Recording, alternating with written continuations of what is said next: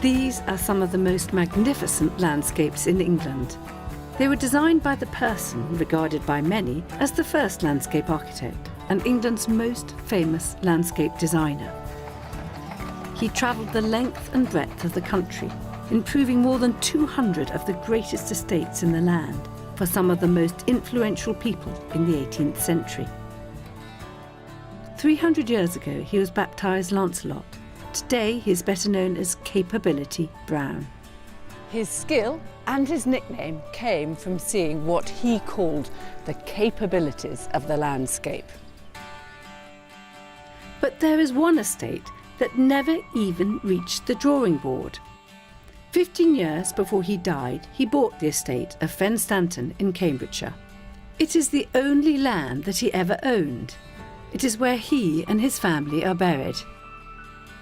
I'm Bunny Guinness. I'm a gardener and a landscape architect, and in this programme I'll discover what Brown might have done to his own land. Oh, don't I love the view? Fantastic! We'll find out why he was so successful. It's absolutely typical and you cannot see the ends. I mean, I could go on like that forever. We'll hear why he wasn't always appreciated. I think Brown was a vandal. I think he was a very visionary vandal. It is a story of ambition, debt, scandal and mystery. She's thought to be the illegitimate daughter of Brown. A great estate like this would shelter all sorts of goings-on that wouldn't necessarily be known about in the wider world. Capability Brown was lord of the manor here, so this was the first piece of land that he could create his own landscape for himself. I don't know any landscape designers that don't relish the chance to get their hands on their own piece of land, and Fenstanton seemed to be perfect for him. But he died before he could carry out his plans. Today it is a piece of flat land bisected by a dual carriageway. To understand what he might have created, I'm travelling the country to search for clues in some of his best loved landscapes. I'll use rediscovered plans, rarely seen treasures, and the latest technology to show what his garden would look like as a completed Capability Brown landscape. Whoa, this is really exciting.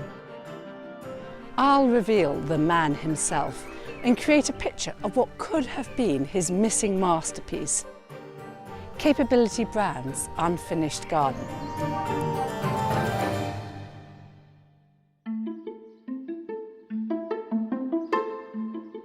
I'm starting my journey at Blenheim Palace. This is a classic Lancelot Brown landscape. He framed views with trees and improved the setting of the huge bridge. Dominating the landscape is the great body of water, 2 lakes beneath the stone bridge. 300 years after Brown, the gardens are mature and look pretty natural, but they are entirely man-made. Grand estates were influenced by the fashions of the day. Before Brown, gardens featured formal sections with clipped hedges planted in complex patterns, like these more recent versions.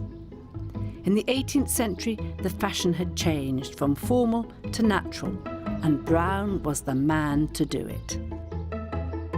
Pictures found in the Blenheim Palace archives and private collection reveal how Brown was able to sort out a mess left by others.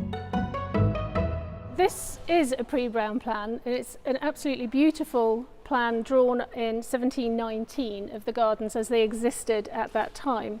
So the original gardens were designed and executed by Henry Wise, who was also the main gardener to royalty. And his main work was to the south of the palace. So this little object here, which puts it all in perspective, is the palace. Whew. Then you have an enormous flower parterre, then the great parterre here. It was box yew and holly, and all the little intricacies were all absolutely symmetrical. But what they did build, and you can just see the outline of it in red, was a raised walkway so that you could take your exercise and air and look down on the beauty of it all. Because it would have looked much better from above than in it. Absolutely. It would have been overwhelming Yes. almost. Yes. And the amount of gardeners they would have had to maintain this all. An enormous number. The formal gardens had had their day, and Brown laid the great south lawn on the site of the former parterre. But Brown's main challenge was to give the existing bridge a setting it deserved. It's interesting to see this formal canal network underneath the Great Bridge. So that was all here before Brown came. It was. Well, the architect was John Vanbrugh. He did not see eye to eye with the first Duchess, and he had created this huge bridge which she didn't particularly like and generated quite a lot of criticism at the time. She had a canal that went under the bridge, and she built a beautiful cascade under the bridge. Then the canal system came out heading towards the west. And this is Brown's plan. And where did you find this? Well, it was actually found rolled up in a box by a historian called David Green, who came to write the definitive book of history on Blenheim.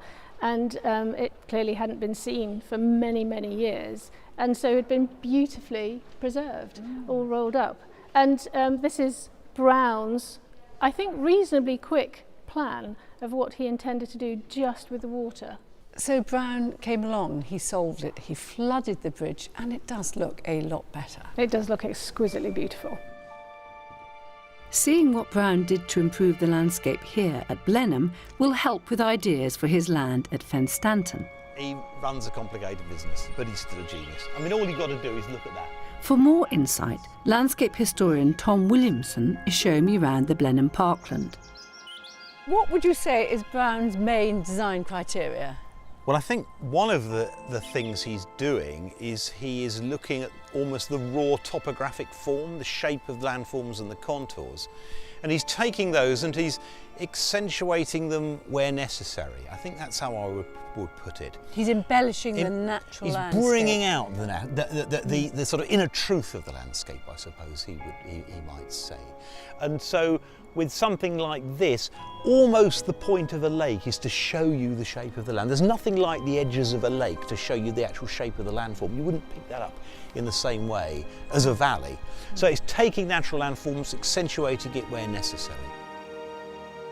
So he reveals the capabilities of the Blenheim parkland, and he improves a half-finished landscape that others had not or could not complete. This is sort of typical for a lot of Brown in that when we look at a landscape like this, we're not just looking at Brown. Brown is working for the richest people in the land, the real top people, and they have, generally speaking, not always, but generally, seats, country estates, which have already been worked on by the best. So in this particular case, the house by John Vanbrugh, the bridge by John Vanbrugh. Without the bridge, this scene, wonderful though it is, would not be the same. But Brown doesn't design the bridge. That's there. That's already quite an old structure, actually. The bridge had been completed around 1730, but the lakes we see today did not exist until Brown came along more than 30 years later. He used hundreds of men to dig out the valley and line it with clay to make it waterproof. And he made it look like a wide, natural river. It's absolutely typical and you cannot see the ends. I mean, that's critical with Brown. So the imagination makes it even bigger. I mean, I could go on like that forever. That's the genius of it. His genius is acknowledged in his nickname, Capability. It was an affectionate term used only by Brown's clients, never by himself. And his reputation soon spread amongst the wealthy dukes and earls. Brown, he's the brand, he's the big star of this. And partly, no doubt, that's because of his amazing ability as an artist. Partly, though, it's his ability as a businessman. Brown corners the market of the big, influential political elite, the clique, if you like, that's running the country, and he works that network, and he's recommended through those people. To keep water in the lake, Brown built a dam at the bottom end of the valley. But it had to look natural, so he concealed the engineering and made a feature of it in a surprise view, which is another of his themes.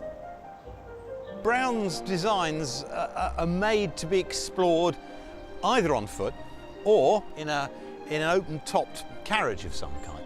This is almost like a film with things, vistas opening and closing and things being revealed and sometimes surprises.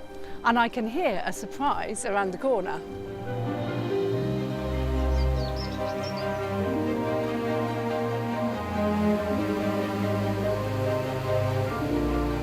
It's supposed to evoke ideas of Italian landscape painting. But it also has a functional purpose. It's the outflow from the lake. That is the level of the lake at the top, and you can see just the beginning of the edge of the dam there. And they have to have some way to get the water out because the water's coming in at the top end through the river. So this is one way, the main way, but they also have underground tunnels coming underneath the dam to take it off at times of excess flow, because the last thing you want is the entire dam being washed away in flood. It shows how good he was at water managing and engineering. Oh, absolutely, and that to me is one of the amazing things about Brown, that on the one hand, as we saw where we were standing earlier, it looks completely natural, yet to achieve that effect, it's highly engineered. Blenheim Palace has some wonderful clues for Brown's unfinished garden, which I'm going to gather and take back to Fenstanton. A lake is a must, and the key is how Brown uses a serpentine view so the valley and lake appear to go on forever. And I'm inspired by his water engineering skills.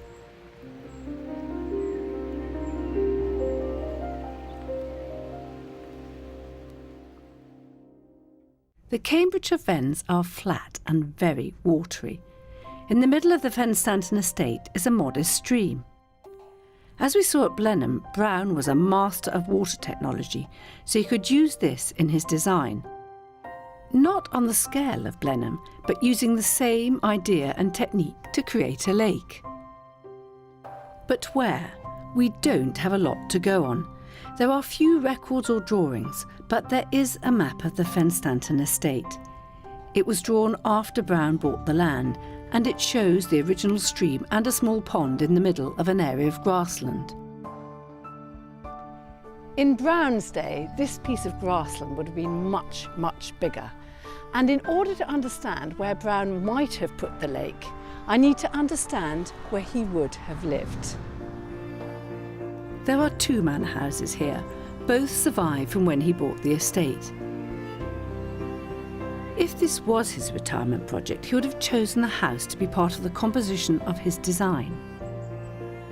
Because he died before he retired, we don't know which he'd have chosen for his home. Hi, Nigel and Bunny. Lovely to meet you. Good. The manor house is in the centre of Fenstanton village, and the current owner is sure that Brown stayed here. So do you think Brown actually lived here? Well, whether he did or he didn't, we don't know. But what is clear is he would have had to have somewhere to have actually done his parishional business. He was the lord of the manor. He now had buildings and land that need managing, and this would have been his offices. So when he was actually visiting Fenstanton as his parish, as lord of the manor, this is where he would have come. And it wouldn't have looked quite like this? No, not at all. No, these partition walls either side of here wouldn't have been here. This would have been one large room. The house was designed as a yeoman's house, and as a yeoman's house, this is where the yeoman, or the lord of the manor, did his business when he was actually visiting the parish. And there is evidence in the garden that Brown owned the house. So these are the apple trees that we, the historians, believe are actually planted by Brown. They certainly look gnarled enough, don't they? They do look old, without a doubt, yeah. But do they look 300 years old, do you think? We have a receipt for their purchase. Yeah. So this is a receipt from the nursery in Madingley, where Brown's gardener bought a number of trees for his garden. So we've got 19 apple trees here. We've got an apricot, which I think is actually quite unusual for those days, some damsons. And so the apples that are mentioned here could well be the apples that are in the garden now. I wonder. 300 years old? Possibly? Well, possibly. Possibly. I mean, they're better people than me think they are. I don't know, but it's a lovely story. We know Brown visited here, but would he have chosen this for his home? I think the key clue is the church. It is the dominant landmark in the village. If Brown's designs could not incorporate views of the church, then the manor house would be ruled out. You can see the church from the garden. Yeah, it's actually just over there, but Because there's no clear vista of the church, and knowing how Brown liked to create gardens with that type of view, obviously always planting follies if he didn't have something that he could focus on, it makes you wonder if he ever really intended to retire here. There is another house where he might have lived. Hi, Bunny. Hi, Ian. Lovely to meet you. It's about a mile away from the village and has perfect views towards the church.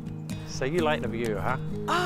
Don't I love the view? Fantastic. Waking up to that every morning. It's delightful, especially when you come down the stairs in the morning and the sun is streaming down across the garden and into that hall. You can see that this might be somewhere that Brown would have loved to have lived. It's when you consider the view that would have been if he'd lived longer. The view across there would have been a lot of water, and right the way round to here there would have been some water. You have a stew pond there, Yes. and then that's very marshy there. So you've got 2 or 3 really good elements that he loved. Yes. So in your heart of hearts, do you think Brown would have lived here? Do you think he did live here? I think his first choice would have been here. I think to overlook the village that he had bought, he would have loved to have lived here. A plaque from the Sun Fire Office on the side of the house was registered to Brown and shows that he even insured the property. Do come in. So we know that Brown owned the place because we've seen the insurance plaque. Have you anything else that will tell us anything about his involvement? Only these maps. The map at the top is the one that was done by Brown's surveyor. He mapped out everything that Brown owned once he'd bought all of the properties. All these houses and all these plots of land, so he had what, 145 They're fields. fields? Wow, that's quite a package, isn't it? It really is. It's one hell of a package. And there's his house, your house. That's this house, yeah. And the church then is up there. Over there. Wow, and this beautiful expanse of your wonderful view Yes, in front. and that's the view that Brown would have had as he walked up or down the stairs of a morning. So he's gone to a lot of trouble, hasn't he, to get this surveyed. Yes. He was going to do something with it, wasn't he? He really Indeed was. he was, but he didn't get around to it, and that kind of annoys me a bit. Yes. So I think that places Brown's Lake somewhere along the line between the house and the church, probably with some undulations around it, and maybe even a bridge over it. I'm happy that we know where the lake should be and where he would have lived, but there's another feature in the view that he would have had to consider: the village of Fenstanton.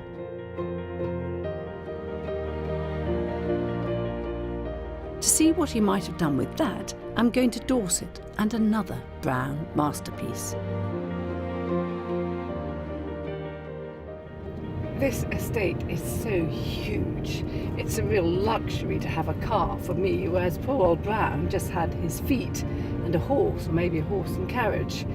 But it is vast. This is just one of 3 valleys, so he must have spent an awful lot of time purely travelling. It's about 3 miles from end to end and more than 2,500 acres. The 3 valleys around Milton Abbey were once described as a barren landscape. Brown was brought in to create a grand scheme for the new and very wealthy Lord Milton and his recently built mansion. He created a series of walks, one such as this, that as you round the corner, you see your first glimpse of the fantastic Abbey. Lord Milton's new mansion was built on the old monastic ruins. All that is left from the original abbey is the church. You have no idea what you're heading towards. You come Brown planted thousands of trees around the edges of the valleys to create an idyllic landscape. He also made walks through the woodland to make the most of the existing landmarks, especially the Abbey church and a medieval chapel on the hillside. Fabulous building, isn't it? When does it date from? 12th century, so it's the first building on the site. Isn't it stunning? I can quite see what he was doing. John Phipps is a landscape architect and biographer of Brown. So if you stand, you can see that the axis, if you run your eye down from the tower, right along the top, is running up to this. And so that's the monastic arrangement.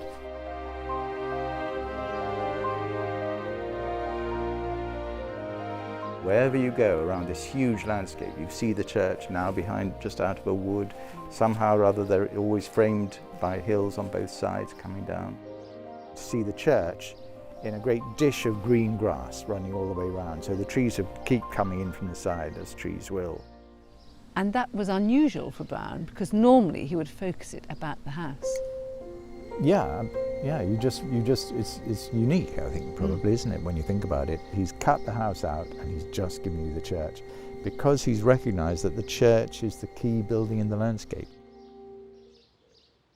Linking the chapel and the Abbey church is a grass staircase, believed to have been designed by Brown.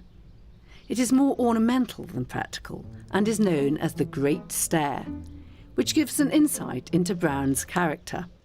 Brown was noted for his habit of making really bad puns, and the Great Stair is a really bad pun, because it's the great staircase, staircase that you climb up, and it's also the great stair where you stand and stare out at the view. It is the Great Stair, so it's sad, isn't it? Very funny. Good joke. Behind the Abbey, there used to be a market town called Middleton. It can be seen on the right in this engraving from 1733. The town was in the valley directly below me. It was huge. It stretched for a quarter of a mile right up to the Abbey. But Lord Milton really did not want 500 people living on his doorstep, so he decided to remove them and put some lakes there instead. Brown did not complete the lake, but he did design the layout of the new village of Milton Abbas. Lord Milton wanted to remove old Middleton by the Abbey. Yes. And Brown, in consequence, was required to build a new village here for all the people who lived in the Abbey. Yeah. And Sir William Chambers, the architect, he made the basic unit, these units here, and they looked like handsome gentlemen's residences. Mm-hmm. But in fact, each one was a tenement. So you went in the front door, and then the house divided into 2 or even 4. So people were crammed in fact, but they looked rather grand. And my feeling is that Brown then created the whole village, and to do that he had to cut away the whole slope at the back here, on that side. Big stuff. In order to fit in this serpentine, beautiful serpentine with the church running down at the pivot. And so that's what makes the village so beautiful today, is the way each house is set a little bit back from the next one. In Fenstanton, Brown would have made the most of the church, and he had the village to consider as well. It is unlikely Brown would want, or could afford, to move Fenstanton village. But there's another idea here in Dorset that he used to make the most of an existing village that shows Brown's love of natural landscapes. My theory is that Brown took a look at what he'd done, and he'd made this amazing village, and he thought, this hasn't got it. You know, this is not right. This is not what I'm trying to do. Even though today everyone films and loves Milton Abbas and it's so beautiful. It was just too picture perfect. Too picture perfect, that's exactly right, yes. So he goes to this other village, confusingly called Hilton and Milton. Anyway, Hilton is on the edge of the estate. This is, I think, in the late 1770s, towards the end of his time, and he ornaments now the Hilton Valley. And he plants these woodlands around the edge, incorporating and embracing the village of Hilton. And the village of Hilton he leaves completely unaltered. And they're all built at odd angles, hugger-mugger, complete muddle of a village. To me, it's as if he saw Milton Abbas, which was his own work, and he said, this isn't right. Actually, the old English village, that's the really beautiful thing. And I think Brown was the first person to really see that. Incorporated it in his landscape and said, this is England. And this process, this is how we see England today. We see villages, we see that village of Hilton, and it's beautiful. I can see exactly what John Phipps means now. The trees really embrace the village and sort of bed it into the landscape. Something he might well have done at Fenstanton. With the valleys and the village in Dorset, I'm getting a picture of the possibilities for Brown's garden in Cambridgeshire. But there's something that puzzles me. Why did he choose this flat landscape in the Fens? Fenstanton has no hills or valleys to sculpt, but Brown spent years trying to buy it. Why was he so keen? Part of the reason is here at Castle Ashby in Northamptonshire. Brown's reputation was already established by the time he started at Castle Ashby. He'd been an independent designer for more than a decade and had worked at some of England's great estates, including Longleat and Chatsworth. The Earl of Northampton also wanted a Brown landscape and commissioned him to improve Castle Ashby's park and its garden buildings. Avenues were laid out, lakes created, and the ice house rebuilt, in the words of Brown, in a very expensive manner. It all cost rather more than the Earl, Lord Northampton, could afford. And that meant that he owed thousands of pounds to Brown, a sizable fortune. When Brown was working here, he heard about the Fenstanton estate and he asked Lord Northampton if he could buy it. Shortly after that, he went off to... Philip Compton is a distant relative of the 8th Earl of Northampton. He is also the archivist for Castle Ashby. The current Lord Northampton has given me permission to see correspondence between his ancestor and Lancelot Brown. Your Lordship. Most obligingly, a most obedient servant. Lancelot Brown. Lovely seal, isn't it, there? Wonderful seal. Yeah, you can see the B for Brown. It is a rare and generous offer, and I feel honoured to be able to see letters from the great man himself. 1766, Brown to Lord Northampton. Mr. Fullerton was the land agent at Fenstanton. Informed me that you and Mr. Drummond had not agreed about the Huntingdon estate. If no other person is in treaty with your lordship, I shall be glad to have the refusal of it. Your lordship shall have very little trouble with me upon it. I didn't expect Brown to be so direct. This is extraordinary. So this is Capability Brown speaking. I have taken the liberty twice before this to beg to know of your lordship whether you intend parting with the Huntingdonshire estate. Pressurising. Yeah, very much pressurising. And whether These letters show just how determined he was to buy the Fenstanton estate. I wonder what else we'll discover. Look, he says at the beginning, I have received a part of the papers and surveys relative to Fenstanton estate from Mr. Partington. When Brown bought the estate, he was living with his wife and children at Hampton Court. He was royal gardener and a house came with the job. Brown owned no property, so this was his chance to look ahead to his retirement. Buying the estate cleared the debt owed to him and gave him a rental income from his tenants. He'll be interested to know what's his return on investment. Yes, that's a very good point, isn't it? Yeah. The financial viability of it all.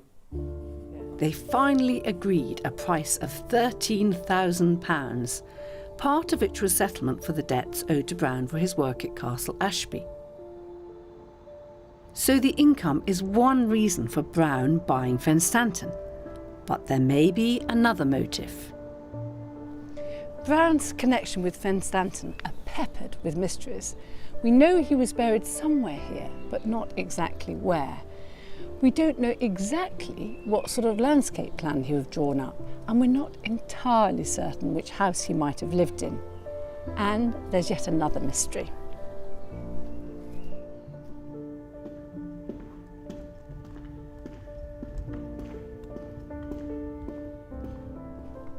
Here we have this magnificent stone memorial to Lancelot Brown.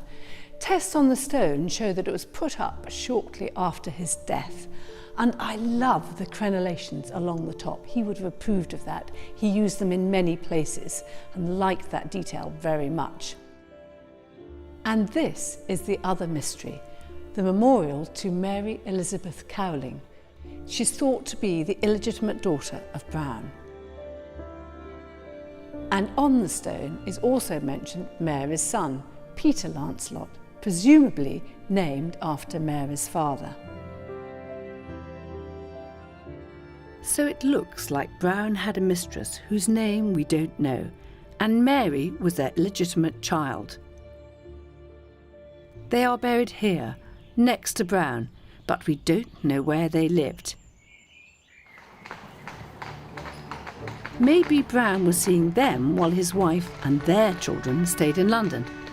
After all, Brown spent weeks away from home, visiting estates in almost every county in England.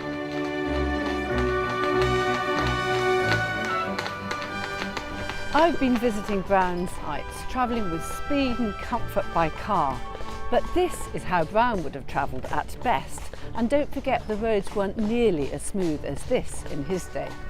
Often though, he would have gone by horseback, travelling up and down the length of the country. About half a day's ride north of Fenstanton is Burghley House, one of Brown's longest running projects.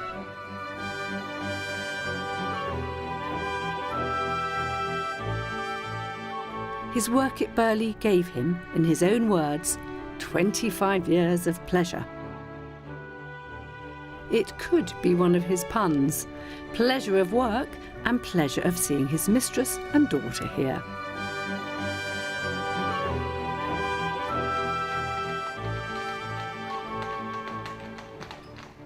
He created views using clumps of trees to appear like natural openings and designed to be best seen from a horse and carriage.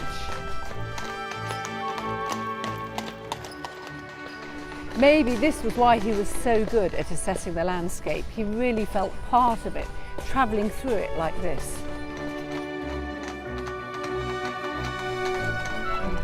There it is. Fantastic.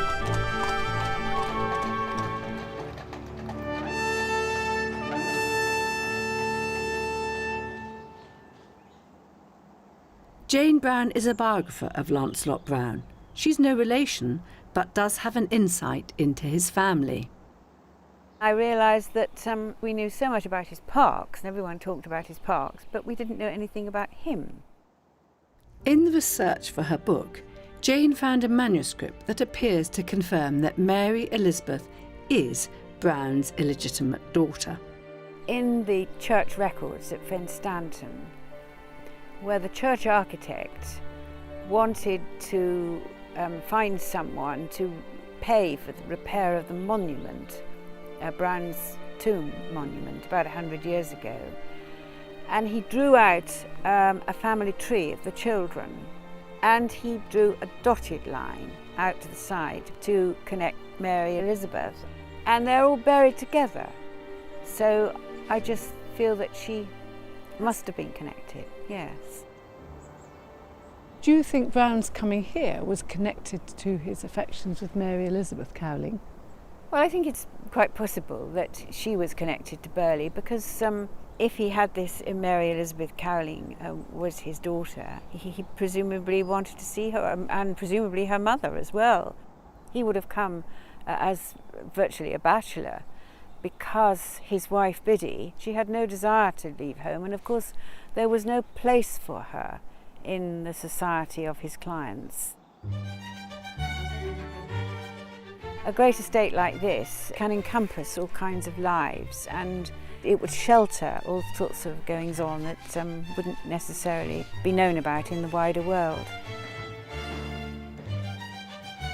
Here at Burghley, we can also see Brown's skills as an architect. He altered the house as well as the landscape.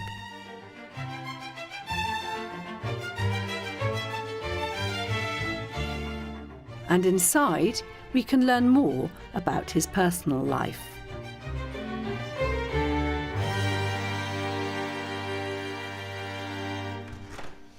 Here, overlooking his magnificent work in the Great Park, is a rare portrait of Brown. He's looking very relaxed and pleased with himself. And this tells us something of his status in his later life.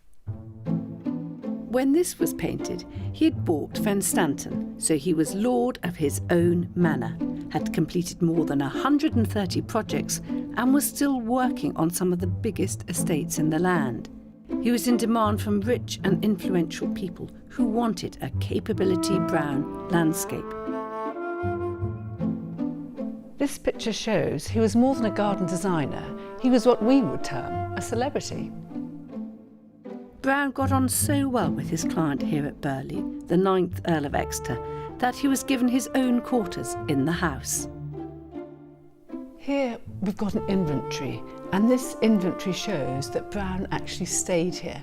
More than that, he had his own room. It says Mr. Brown's room in the Bachelor's Gallery, and it details exactly what was there. A green bed, a green bedspread, quilt, a lot of green furnishings. He obviously loved green.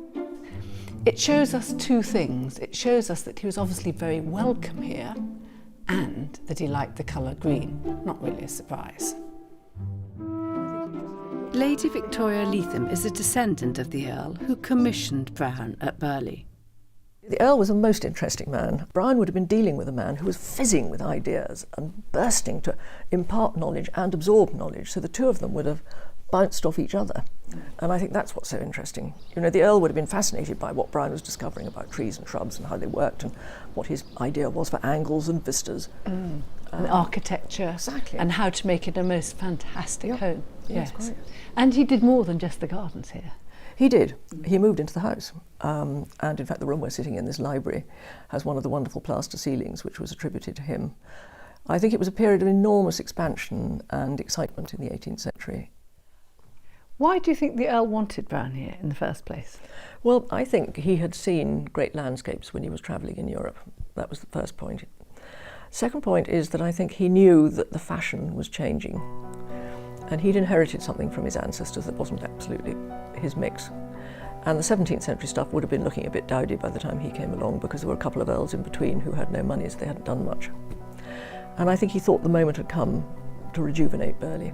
You know, he really wanted to put a bit of welly into it and get it going. And Brown was the man of the moment, and so he would have approached him, and Brown would have seen his chances. He was an ambitious and effective operator. He'd have moved in here, using the Earl's social contacts to make new contacts for himself and new jobs popping up here and there. These drawings show the park before Brown started, with formal pleasure gardens near the house. The very magnificent formal gardens that were here before Brown, you see engravings of them. They were very extensive, 25 gardeners, and then all went away. All went away. And how do you feel about that? I think Brown was a vandal.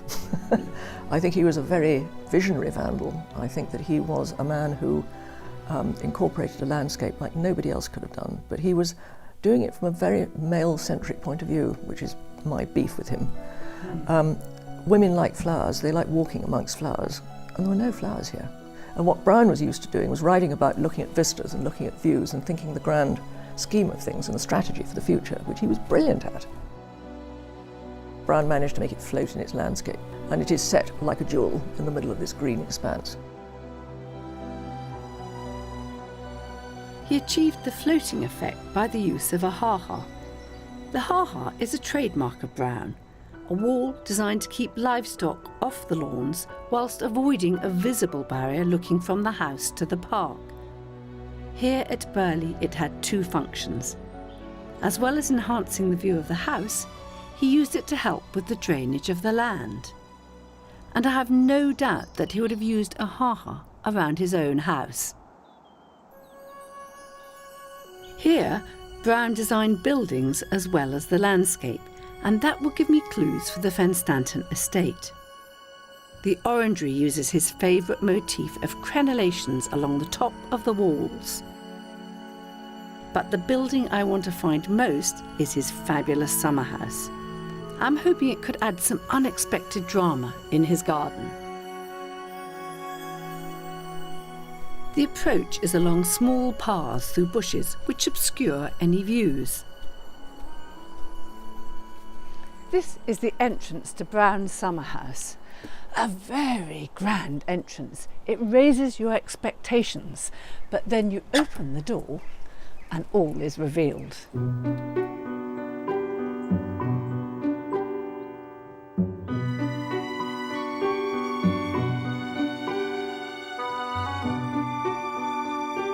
The view is all made by Brown.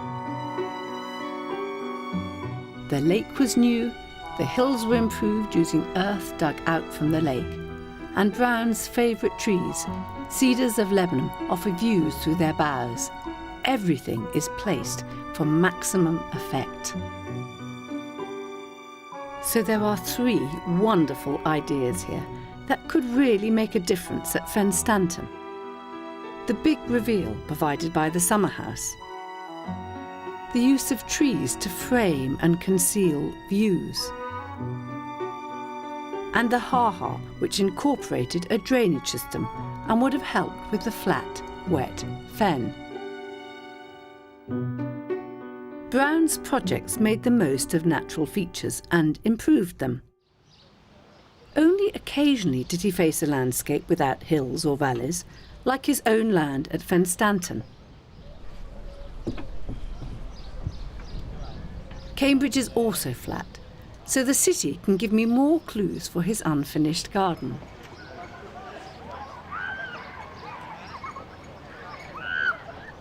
This is one of the most photographed views in Cambridge, looking across some wet and very flat paddocks at the back of the university colleges along the river.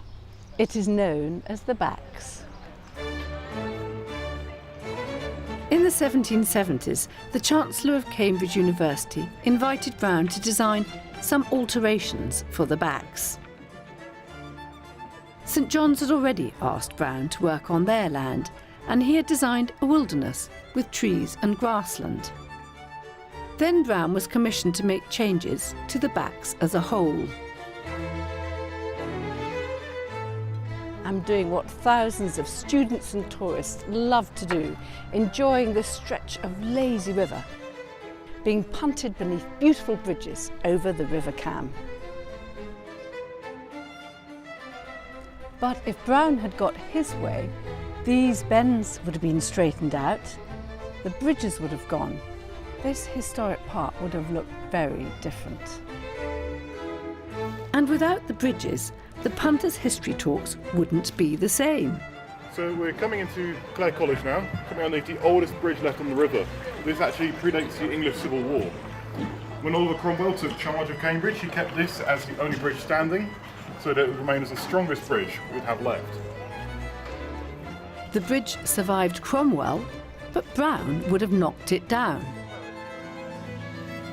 The colleges each had their own identity and their own formal gardens. Brown proposed that the single landscapes be unified into one park with 4 separate paddocks, widening the river to create a lake and removing formal avenues, bridges and boundaries.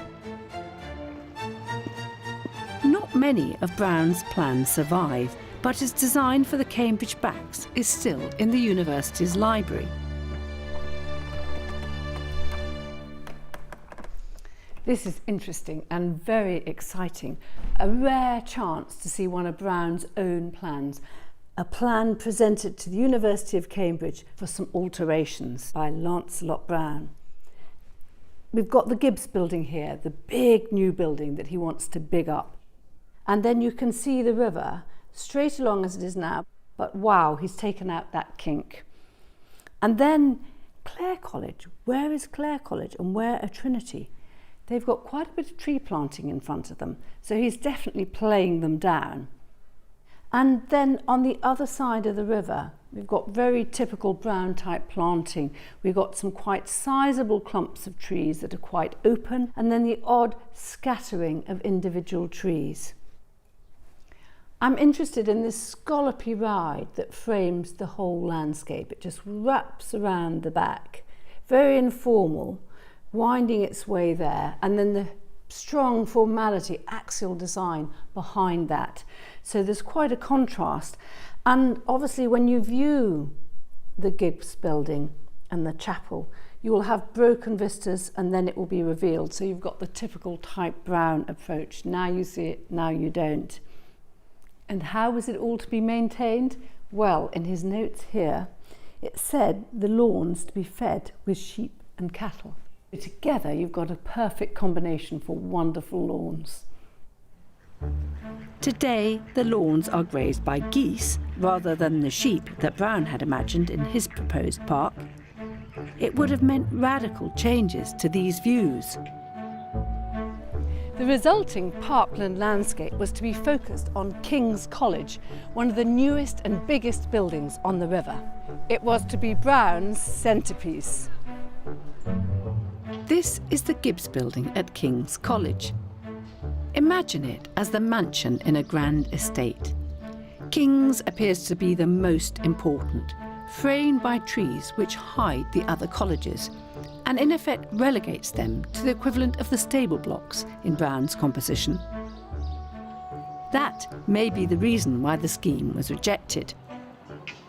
So more ideas for his unfinished garden. Gentle curves instead of these sharp bends in the river. Paddocks with sheep.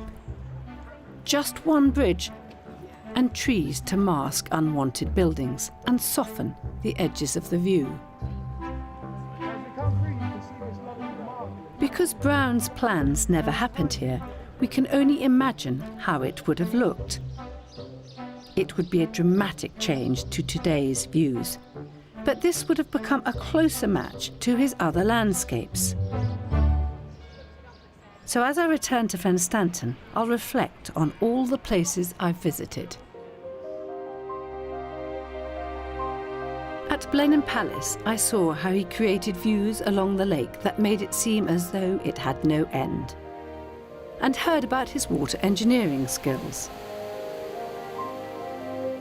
At Milton Abbey in Dorset, he used the existing landmark of the Abbey church as a focus for his views. He moved one village, but embraced another into the landscape. At Burghley, he showed his love of a big reveal, planting trees in front of the house so it emerges on the approach. And he used the summer house to create a dramatic surprise view of the lake. And at Cambridge, his flattest but unbuilt project, he wanted to have open water and use trees to mask unwanted buildings and soften the edges of the view. It's time to return to Fenstanton to put these ideas together. I visited some of Brown's best known and important landscapes. I've got to know Brown the person and Brown the designer. And with that knowledge, I've put together a plan which I think would be Capability Brown's unfinished garden. But have I gathered enough evidence? So, this is a house that befits the Lord of the Manor. My three experts, Jane Brown, Tom Williamson and John Phipps, have joined me at Capability Brown's house to agree the final design. So, I've taken my life in my hands with three experts. You might well have some views. So here's Brown's house, view straight through to the church up there. The village I've embraced with clumps of trees. I've then got a long view down here with typical scalloped edge planting to a focal point there. I've increased the watercourse somewhat to make these sinuous serpentine lakes, and the approach from the church coming down and round and back like that to the house like that. So what do you reckon? You have to think very carefully about where the bridge is, because the bridge is going to be a leading feature. Currently you've got the bridge more or less in line with the church, yeah. and you've got to wonder about, well, do I want it there, or do I actually want the bridge somewhere around here? To me, the main part of the water has to be the bit that connects visually the house to the church, which is this section here. So I would tend to want to make that wider. Okay. So I should widen this. Yeah. But don't lose the river style of the lake. We don't want too much thickening of the water. And I think this is a bit suspect. That contradicts Johnny, though. Well, it does, I'm afraid it does. Well, I think no, Johnny's I want wrong. it to. No, it must look like a river, which It means must you look like have a river, you is what can't I'm have saying. this narrowing. So the bridge moves and the water widens a bit. I really like the sinuous edges of the belt, and I love the clumps along here. Tom is worried about the flatness of the site and the water. I think the green is there because the rest of the parish is effectively ploughed up, and this is the bit they've left because they can't cultivate it, and they can't cultivate it because it is basically a sink where the water is flowing in. And that, to me, is one of the key problems you've got. But he was a master of water management. Absolutely. No, absolutely right. But he has got to deal with the real world, and this is quite a serious challenge. I can't think of a case where Brown did a landscape that had serious drainage problems that he didn't manage to solve, and he did take on some cracking difficult problems in the process. These wonderful lakes you designed, you've got earth coming out of that which you could use. And the question is how you use it, because they look pretty big and they're going down. Well, what are you going to take them down? Any idea? 4 foot, normal amount. Yeah, okay. Yeah, what he did. Well, 4 foot's worth of soil from those spread across here is probably going to raise the whole area 6 inches, I guess? Maximum. Max. One wouldn't do the whole. No, that's really the point. Are you going to be sort of selective and perhaps raise the clumps? And for certain species, you may well need to do that. OK, I think we are agreed. Brown would have been able to build these lakes. So I'll use earth dug from the lake to raise the clumps of trees, which will help give them impact while they are growing. So I really like this bit. I really like this valley-like effect. I would think about trying to bring it round the corner so the valley effect might appear to be running on indefinitely and you can't quite see it. That's a good idea, so I could just take the planting around there and remove the column. Now the valley appears to go on forever, similar to Brown's Lake at Blenheim. Well, if he didn't retire and rest on his laurels, I think this would be an enchanting landscape to implement. And it would be great fun to do it. And you've made a lovely job of it. Thank you very much. Do you think we should... I think we've all managed to agree. So I'm taking the experts' advice and amending my design. Now I'm eager to see what it would look like moving through the landscape as Brown always intended. So I've come to London to enlist the help of a designer who can turn my plan into 3 dimensions without lifting a shovel. I've sent you the drawings and the sketches. Excellent. But have you managed to bring it to life? Yes, we have. Shall I walk you through what we've done? Yeah, really exciting to see how it's progressed. We've taken your plan Yeah. into 3D space. This is really exciting because Capabilities clients, they didn't have this facility. They just had to take that massive leap of faith and wait 50, 100 years to see what you're going to show me, hopefully today. Wow. And essentially what we've done is try to build up some various elements. So you can see we're adding fields here. And these trees you represented with wireframe, do you call this? Yeah, so at the moment it's like a working model, so we can edit it, move things around, and then when we're happy with all the objects, we'll work on the lighting and the texturing, and then we'll render it out, and I can show you some early renders here. Well, we've tried to just model some of the main elements to get a sense of the scale and the design, and hopefully try and flesh out what it might have looked like. And we can turn the camera right round and see the view from the house. And see the church, wow, that's dramatic, isn't it, with a lake or river snaking through. Jane was adamant the lake should be river style, and that serpentine shape works really well. And there's that view, isn't it? So that long view across the narrow length of the site. Yeah.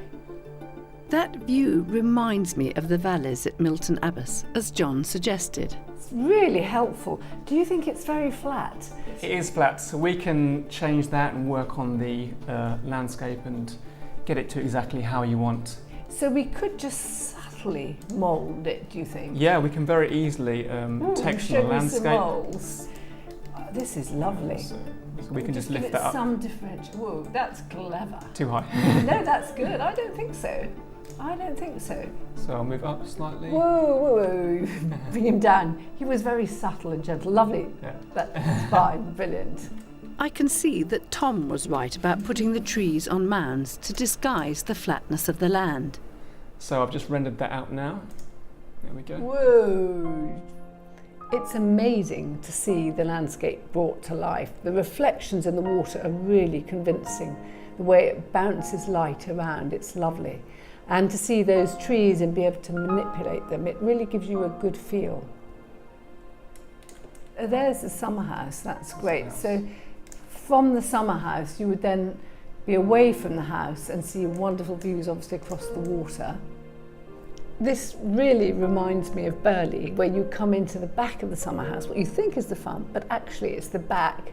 And then you see out at the front, and you see this amazing view of the water and the valley. You could never tire of that view, however often you use that summer house.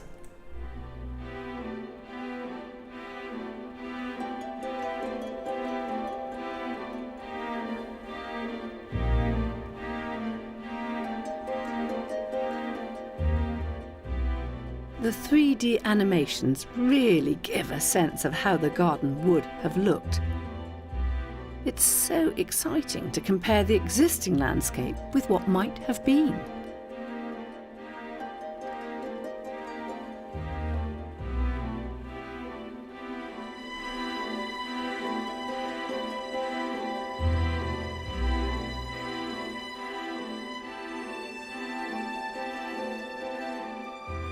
There is still one last question. Would even Brown have been able to do this? So, here we are. Here's the green. It is very flat. There's the church. Do we think it could make a Brown landscape? Well, I think he must have dreamed about it, and it's an enchanting and innovative design. This is clearly a wonderful site for water, which he would have loved, and making a watery sequence of river-style lake across it, as you've done. But Tom has concerns that part of the site was common land, which could have restricted Brown's scheme. When Brown owns the manor, this whole area is an area of common land. And although he's the lord of the manor, that doesn't mean he can do what he likes with it. A lot of people in Fenstanton have rights to use this. So to create an elaborate designed landscape with that degree of public access from people so close would be problematic. So could he have done anything about it? He could have done two things. He could have bought out all the other commoners, or he could have brought about a parliamentary enclosure himself.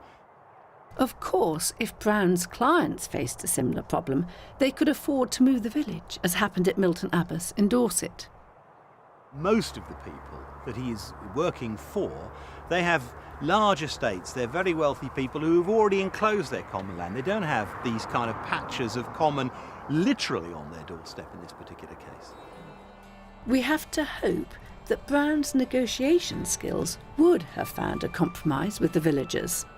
I think it's got a lot of potential. I think you've got your two big features of the church, obviously, and then I've been standing here looking out and seeing this, your valley idea, because I think you've already got big trees going around the village and they're leading the eye off in this direction. And where you've got those big tall poplars, that's where the valley was going to run away, the valley effect. And I think that could be really good. It is sad that Brown never made Fenstanton his own masterpiece. But I think we have created something that we can justify calling Capability Brown's Unfinished Garden.